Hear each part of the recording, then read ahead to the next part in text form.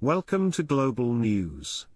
India and Israel on Monday agreed to resume negotiations on a free trade agreement, FTA, from next month as the two sides are confident to conclude the long-pending deal by June next year. After he met alternate Prime Minister and Foreign Minister Yair Lapid, India's External Affairs Minister S. Jaishankar announced our officials have actually agreed on the resumption of the India-Israel free trade negotiations starting in November. They are very confident that we would be able to conclude the negotiations by next June. Discussions around the FTA have been going on between the two sides for more than a decade, but it is the first time that a definite deadline has been set, providing seriousness to the process. Several announcements on the issue have been made by the two sides over the years, but the agreement has remained elusive. On his part, Lapid also stressed that the FTA will be finalized as fast as we can in the interest of both the countries and business communities. Lapid said, "I am looking forward to deeply strengthening friendship between our countries," he said, describing India as one of our most, not only a strategic partner but also a friend. "We see India as an important ally for many years. India also brings new opportunities for cooperation." The two ministers also discussed further cooperation in the areas of water and agriculture.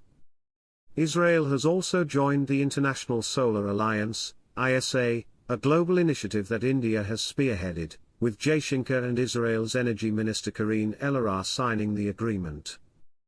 Jaishankar said, "First of all, let me say what a great pleasure it is to see Israel joining the International Solar Alliance. I think you bring a lot of value to the table, and as we approach 26 Colombian pesos, it is very important in our growing agenda and green road, green economy." After signing the MoU, Elazar said, "We understand that only a global action will succeed in addressing the climate crisis, securing the future of our children and our loved ones." Joining the ISA, along with over 80 countries that are blessed with sunlight and are advancing solar energy, will allow Israel to contribute and gain from the global battle against climate change and promote solutions together for a greener future.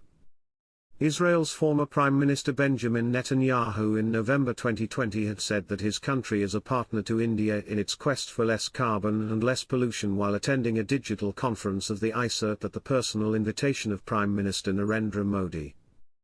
ISA is an initiative of Prime Minister Modi, and is said to have already brought about 80 countries into its fold. In order to ease travel between the two countries amidst the COVID-19 pandemic, India and Israel have also agreed to mutually recognize vaccination certificates. Israel and India helped one another during the COVID-19 pandemic, Lapid said. "That is how friends and partners act."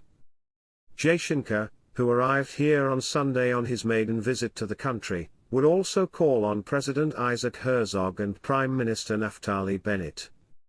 He will also be holding talks with leading academics from all over Israel, business community leaders, and interacting with the Indian Jewish community. Jaishankar will also be visiting places of historical significance to India, demonstrating its long-term presence in the region and constructive role played in shaping the history of the region.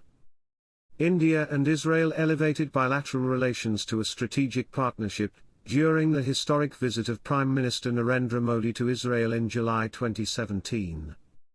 In a statement ahead of the minister's departure, the Ministry of External Affairs said, "Since then, the relationship between the two countries has focused on expanding knowledge-based partnership, which includes collaboration in innovation and research, including boosting the Make in India initiative." Thank you for watching Global News. Please subscribe our channel.